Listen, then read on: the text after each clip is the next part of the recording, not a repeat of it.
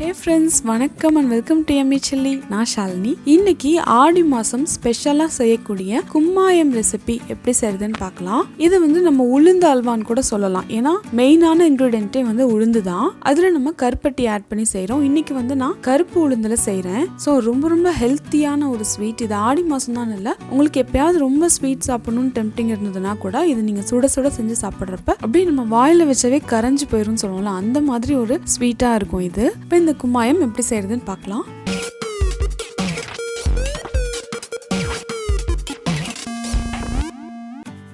First இந்த கும்மாயம் செய்யறதுக்கு என்னென்ன இன்கிரிடியன்ஸ் தேவைன்னு சொல்லிடுறேன். 1/2 கப் அளவுக்கு தோல் உளுந்து எடுத்து வச்சிருக்கேன், கருப்பு உளுந்து.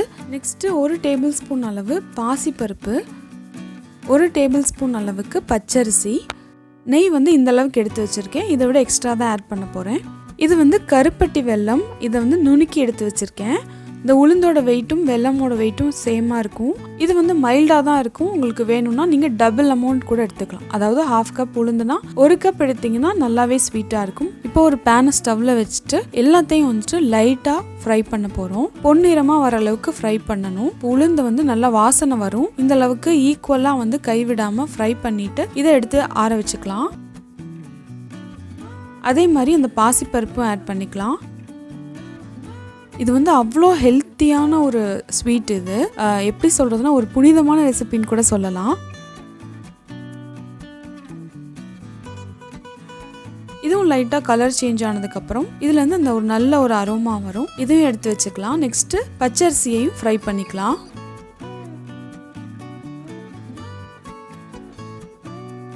பச்சரிசி பொரிஞ்சு லைட்டாக அதோட சைஸ் மாறும். அதே மாதிரி கலரும் லைட்டாக மாறும். இப்போ எடுத்து இதை நல்லா ஆற வச்சு நான் மிக்சர் ஜாரில் போட்டு ஃபைனாக நான் அரைச்சி எடுக்க போகிறேன்.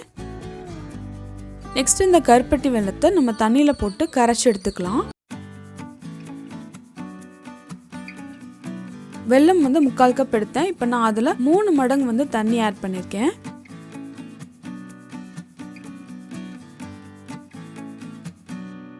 இந்த வெல்லம் நல்லா கரைஞ்சிருச்சு. இதை ஃபில்டர் பண்ணி எடுத்துக்கலாம். ஸோ தட் அதில் இருக்க இம்ப்யூரிட்டிஸ்லாம் நம்ம ரிமூவ் பண்ணிடலாம்.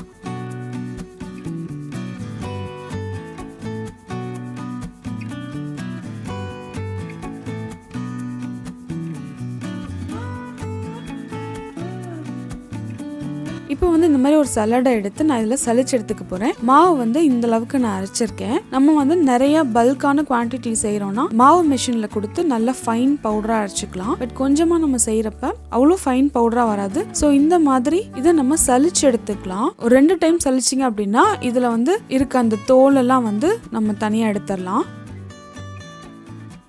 இப்போ அந்த மாவு 3/4 கப் அளவு இருக்கு இல்லையா, அதை இந்த கருப்பட்டியை நம்ம கரைச்சி அந்த தண்ணியில் மிக்ஸ் பண்ணிக்கலாம். நல்லா அந்த தண்ணி சூடாக இருக்கக்கூடாது, கொஞ்சம் ஆறிடணும் நமக்கு. அப்போ தான் அந்த லம்ஸ் ஃபார்ம் ஆகாமல் இருக்கும். ஸோ எக்ஸ்ட்ரா தண்ணி ஆட் பண்ணி நல்லா மிக்ஸ் பண்ணிக்கிறேன். ஸோ மொத்தமாக 4 கப் கிட்ட நம்ம தண்ணி ஆட் பண்ணியிருக்கோம். அதாவது நம்ம எந்த அளவுக்கு அந்த மாவு இருந்ததோ அதை விட 4 மடங்கு அளவுக்கு தண்ணி ஆட் பண்ணியிருக்கோம். இப்போ நல்லா கரைச்சதுக்கப்புறம் இப்போ ஒரு பேன் ஸ்டவ்வில் வச்சு இதில் நெய் ஆட் பண்ணிக்கிறேன்.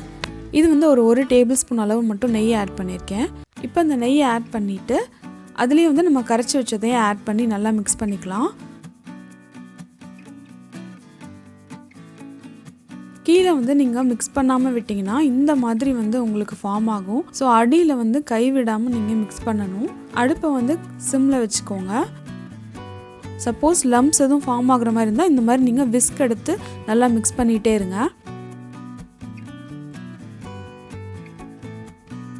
இந்த அளவுக்கு இந்த ஸ்டேஜில் வந்ததுக்கப்புறம் இன்னும் கொஞ்சம் நான் எக்ஸ்ட்ரா நெய் ஆட் பண்ணிக்கிறேன். இதுக்கப்புறம் கட்டி ஃபார்ம் ஆகாது. ஆனால் நம்ம அடியில் பேர்ன் ஆகாமல் நம்ம கிண்டிகிட்டே இருக்கணும். ஸோ நல்லா ஸ்டிர் பண்ணிட்டே இருங்க இது முடிகிற வரைக்குமே. இந்த அளவுக்கு நல்லா கெட்டியாக வர டைமில் எக்ஸ்ட்ரா நெய் ஆட் பண்ணிக்கிறேன்.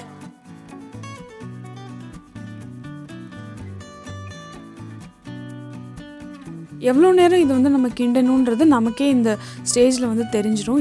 இது நான்ஸ்டிக் பேன் கூட கிடையாது. ஆனால் அடியில் எவ்வளோ அழகாக ஒட்டாமல் வருது பாருங்கள். இன்னும் நீங்கள் நான்ஸ்டிக் பேனில் செஞ்சிங்கன்னா இன்னும் அழகாக வரும். நம்ம அந்த லேடரில் மிக்ஸ் பண்ணுறப்ப ஃபுல்லாக அந்த கரண்டிலேயே தான் ஒட்டிட்டு வரும். அந்த ஃபுல் இதுவுமே நல்ல அந்த அல்வா பதத்துக்கு வந்துடும். ஸோ இதனால தான் நான் உளுந்த அல்வான்னு கூட சொல்லலாம்னு சொன்னேன். இதில் வந்து நீங்கள் நெய் வந்து வேணும்னா நீங்கள் குறைச்சிக்கலாம். நான் வந்து ப்ரெசன்டபுளாக இருக்கணும்னு கொஞ்சம் நெய் எக்ஸ்ட்ரா தான் ஆட் பண்ணியிருக்கேன். அவ்வளோ சாஃப்டாக சூப்பராக இருக்கும். இது ரெடி ஆயிடுச்சு நீங்கள் கன்ஃபார்ம் பண்ணோன்னா கையில் வந்து கொஞ்சம் தண்ணி நனைச்சிட்டு அதை வந்து நீங்கள் டச் பண்ணி பார்த்தீங்கன்னா நம்ம கையிலேயே ஒட்டாது. பட் இந்த மாதிரி ரெடி ஆகிறதுக்கு முன்னாடி ஸ்டேஜில் நீங்கள் தொட்டிங்கன்னா கண்டிப்பாக மாவு அப்படியே கையில் ஒட்டும். ஸோ இது எவ்வளோ அழகாக உருட்டி நம்ம எடுக்கிற மாதிரி வருது பாருங்கள். ஸோ இந்த அல்வா வந்து ரெடி ஆயிடுச்சு. இதை நம்ம வாழையில வச்சு சாப்பிட்டோம் அப்படின்னா நான் சொன்ன மாதிரி வாயில் வச்சு அப்படியே கரைஞ்சி போயிடும். இந்த புனிதமான ஸ்வீட் உங்களுக்கு பிடிச்சிருக்கும்னு நினைக்கிறேன். இந்த வீடியோ உங்களுக்கு பிடிச்சிருந்துச்சுன்னா லைக் பண்ணுங்கள். யார் மேலே நீங்கள் ரொம்ப கேரிங்காக இருக்கீங்களோ அவங்களுக்கு இந்த வீடியோவை ஷேர் பண்ணுங்கள். அண்ட் எம்மி சில்லி சேனலை சப்ஸ்கிரைப் பண்ணல அப்படின்னா சப்ஸ்கிரைப் அண்ட் பக்கத்தில் இருக்க பெல் ஐக்கானையும் கிளிக் பண்ணிடுங்க. ஆரோக்கியமான உணவை அறுசுவையோடு சாப்பிடுங்க. தேங்க்யூ.